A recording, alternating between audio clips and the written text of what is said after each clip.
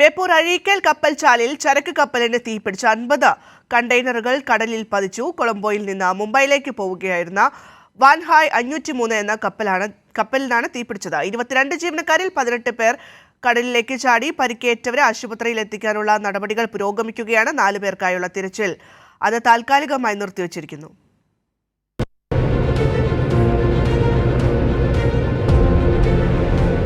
രാവിലെ 9:30-യോടെയാണ് MV വാങ്ഹായ് 503 എന്ന ചരക്ക് കപ്പലിന് തീപിടിച്ച വിവരം കൊച്ചി കോസ്റ്റ് ഗാർഡ് ആസ്ഥാനത്ത് എത്തുന്നത്.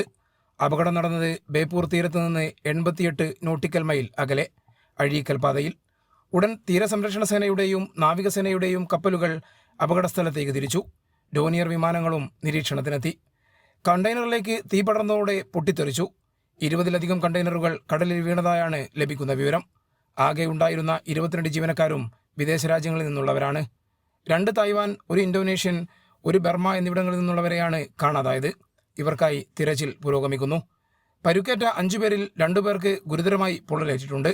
കപ്പലിന്റെ പ്രൈമറി ഡെക്കിൽ നിന്നാണ് തീ പടർന്നത്. കേരള തീരത്ത് ജാഗ്രതാ നിർദ്ദേശം നൽകിയതായി മന്ത്രി VN വാസവൻ അറിയിച്ചു. ആ വിവരം കിട്ടിയ ഉടൻ തന്നെ കോസ്റ്റ് ഗാർഡും നേവിയും രക്ഷാദൗത്യവുമായി കൃത്യമായി ആ പ്രദേശത്തേക്ക് പാഞ്ഞിരുന്നു.